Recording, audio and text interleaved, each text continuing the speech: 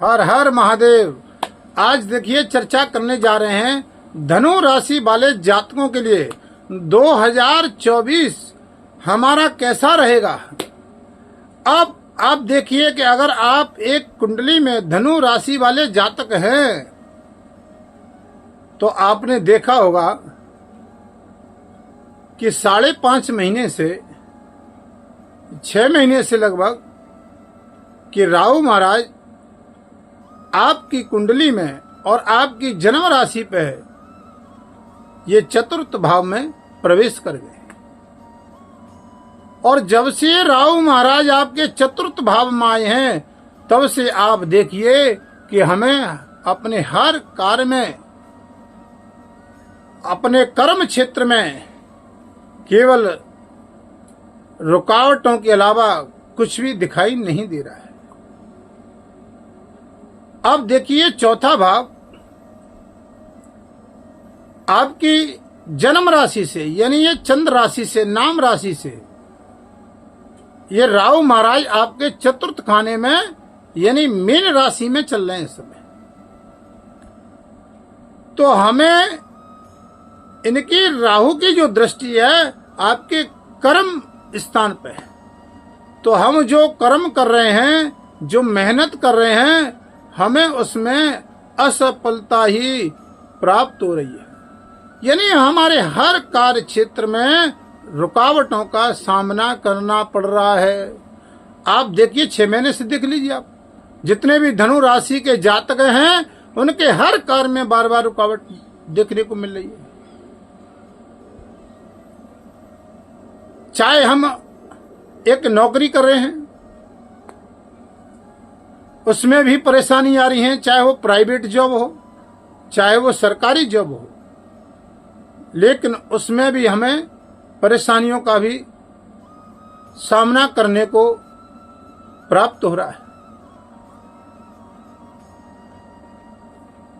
अब तक आपने देखा होगा कि हम जो भी कार्य करने जा रहे हैं और आपको ये लगता है कि मेरा ये कार्य हो जाएगा, अब ये कार्य किसी भी प्रकार से रुकने वाला नहीं है, तो आप देखिए कि आपका अंतिम समय पे है, आपको हताशी होना पड़ता है, कार्य बनता नहीं है। आप देखिए चतुर्थ भाव माता के स्थान पे बैठा हुआ है आपके सुख भाव पर। तो जब से ये माता के स्थान पे राहु महाराज प्रवेश करे हैं तब से माता के स्वास्थ्य में भी थोड़ी परेशानियों का सामना देखने को प्राप्त हो रहा है। स्वास्थ्य की दृष्टि से हम देखते हैं तो माता से कभी कभी हमें मतभेद दिखाई देते हैं। चौथा भाव भौतिक सुख संसाधनों का होता है, प्रॉपर्टी का होता है, वाहन का होता है, मकान का होता है, चाहे आप का वाहन का हो चाहे वो घर का हो, भौतिक सुख संसाधन जितने भी हैं हमारे किसी न किसी कार्य में रुकावट देखने को प्राप्त हो रही है। हमें बार बार ये रुकावट मिल रही है। अब आप देखिए कि राहु के हम ये व्यक्तित्व को जानते हैं कि राहु महाराज हैं क्या। कुंडली के अंतर्गत और शास्त्रों में ऐसा कहा है कि राहु अर्श से परश तक व्यक्ति को पहुंचा देते हैं। राहु कलयुग के एक साम्राज्य हैं। राहु कलयुग के एक ग्रह में आप देखिए बहुत बली ग्रह है। अगर राहु प्रसन्न हो जाएं तो व्यक्ति को बहुत कुछ प्रदान करते हैं। राहु देने में भी कमी नहीं रखते हैं, लेकिन जब राहु लेते हैं तो व्यक्ति को अर्श पे होता है तो उसको परश तक, नीचे तक पहुंचा देते हैं। ये राहु का प्रभाव है। ये राहु एक छलिया ग्रह है 9 ग्रह में। अब देखिए कि ये देवताओं के साथ भी इन्होंने छल किया। जब देवताओं को नहीं छोड़ा तो संसार में एक साधारण प्राणी की तो बात ही क्या है।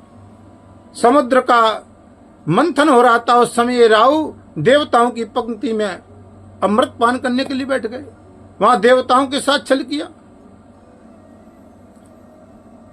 ये राहु एक छाया ग्रह है, एक छलिया ग्रह है। देखिए, आप कोई भी कार्य करें और कोई भी कार्य करने जाएं तो आपके कार्य की किसी को मालूम तक न पड़ जाए तो आपका कार्य बन जाएगा। और आपने अगर उस कार्य को उजागर कर दिया तो उस कार्य में कोई न कोई आपके बाधा आ जाएगी। आप देख लेना इस बात को, आप परीक्षण करके देखना। आपने वो प्रकट कर दिया, चाहे वो व्यापार की दृष्टि से हो, चाहे आपके जॉब की दृष्टि से हो, चाहे नौकरी की दृष्टि से हो,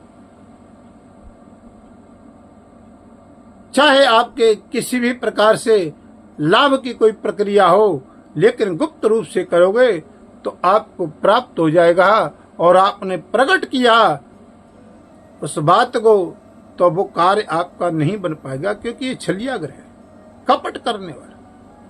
ये देता भी तो बहुत कुछ है, लेकिन जब लेता है तो व्यक्ति को किसी लायक नहीं छोड़ता है। ऐसा संसार में कौन व्यक्ति जो राहु की महादशा में राहु ने जिसको छलाना हो।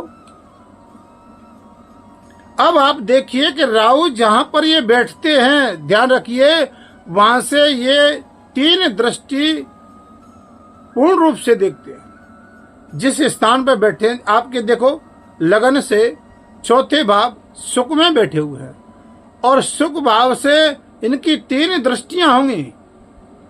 और जहां से ये बैठेंगे वहां से 5वां और 7वां और 9वां भाव पूर्ण दृष्टि से देखेंगे, पूरे कार्य क्षेत्र को देखेंगे। अब आप देखिए, 5वीं दृष्टि से अगर राहु देखते हैं तो आप देखिए कि 5वां भाव इनके स्थान से 8वां भाव आपकी लगन से पड़ रहा है। और वो 8वां भाव जो होता है, कोई भी ग्रह वहां पर बैठा हो और जब ये राहु दृष्टि डालेंगे तो आप देखना कि हमारे हर कार्य क्षेत्र के अंतर्गत रुकावटों का सामना ही करना पड़ा है। आप खूब विचार करके देखिए कि आपके लगा कि मेरा ये काम बनने वाला है, बन गया, लेकिन अंतिम समय हमको हताशी होना पड़ा। 5वीं दृष्टि से देख रहे हैं, अचानक हमारे कार्यों में रुकावट आ जाना। अचानक कार्यों में रुकावट देखने को मिलती है। मानसिक तनाव, यानी कभी कभी ऐसा व्यक्ति का मानसिक हो जाता है कि तनाव डिप्रेशन की ओर तक पहुंच जाता है, इतना तनाव शरीर में बढ़ जाता है। ये राहु जब पूर्ण दृष्टि से आपके 5म में देख रहे हैं, 8वें भाव को, हर कार्य में हमें ये बाधाएं दिखाई देने को आप चाहे ससुराल पक्ष को देख लिया, 8वां भाव ससुराल पक्ष से, वहां भी आपको मतभेद दिखाई देंगे, माता से मतभेद दिखाई देंगे, पारिवारिक जनों से, कुटुंब परिवार से भी हमें मतभेद दिखाई देते हैं। अब आप देखिए 7वें स्थान पे दृष्टि डाल रहे हैं आपके कर्म भाव पे, तो वहां भी आप देखिए 7वें भाव में दृष्टि डालने से जो हमारे प्रेम संबंध में जो बड़ी मधुरता चल रही थी, लेकिन कुछ महीनों से अचानक हमने देखा कि उसमें मतभेद दिखाई देने को दिख रहे हैं। हमें अचानक परेशानियां दिखाई दे रही हैं, चाहे वो प्रेम संबंध पिता के पक्ष में हो, पिता से हमारे अच्छे संबंध थे लेकिन अचानक पिता से भी संबंध बिगड़ गए, चाहे वो पत्नी के प्रति हो तो वहां भी संबंध हमारे अचानक बिगड़ते हुए दिखाई दे रहे हैं। अब आप देखिए कि हम अगर व्यापार की दृष्टि से लेकर के चलते हैं, 7वें भाव कर्म भाव में दृष्टि डाल रहे हैं, तो यहां पर भी हमें व्यापार की दृष्टि से भी थोड़ा लाभ की जगह हानियों का भी सामना करना पड़ा है। अब इनकी एक दृष्टि नवम भाव में जाती है, जहां द्वादश भाव पड़ रहा है आपका, और जब ये नवम भाव में दृष्टि डालते हैं तो वहां देखिए ये व्यय भाव, यानी जितना भी हम कमा रहे हैं उसका पता ही नहीं चल रहा है कि हमारा पैसा गया कहां। आपने पैसा बहुत आ रहा है, लेकिन बहुत पैसा आने के बाद लेकिन हमें ये पता ही नहीं चल रहा है कि हमारा पैसा खर्च हो कहां में रहा है, और हमारे हाथ कुछ नहीं लग रहा है। रात दिन मेहनत कर रहे हैं, चाहे वो व्यापार कर रहे हैं, चाहे वो नौकरी कर रहे हैं, चाहे कोई भी जॉब कर रहे हैं, प्राइवेट कर रहे हैं, चाहे सरकारी कर रहे हैं। विदेश यात्रा में करने वालों को भी बार बार अड़चन आ रही है। हम कोई शेयर मार्केट इत्यादि का काम कर रहे हैं, उसमें भी बार बार लॉस का भी सामना देखने को मिल रहा है।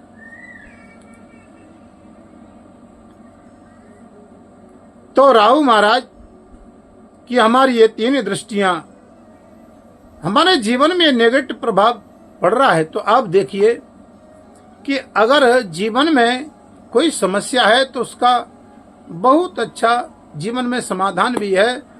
तो आप समाधान देखिए कि अगर ये राहु की महादशा चल रही है तो हमें बड़े सावधानी बरतनी चाहिए। कुछ हमें सावधानियों का से सही चलोगे तो ये राहु महाराज का प्रभाव आप पर नेगेटिव नहीं रहेगा। अब आप देखिए शराब मांस मदिरा से दूर रहे, और ये राहु की प्रवृत्ति आपके ऊपर इतनी हावी हो जाएगी कि आपको लाभ की जगह बार बार हानि का ही सामना करना पड़ेगा। साफ सफाई का ध्यान रखें। आप देखिए इस राहु के मंत्र का, बीज मंत्र का जाप करें, राहु का दान दें। लेकिन शास्त्रों में ये कहा गया है कि अगर कोई मुसीबत आ रही हो, संकट पड़ रहा हो, तो हम अपने हिसाब से आपको बताते हैं कि बीज मंत्र से और राहु के मंत्र से सबसे अच्छा और सबसे उत्तम उपाय कोई दुनिया में है नहीं। क्योंकि मंत्र जाप मम दृढ़ विश्वासा और पंचम भजन सुवेद प्रकाशा।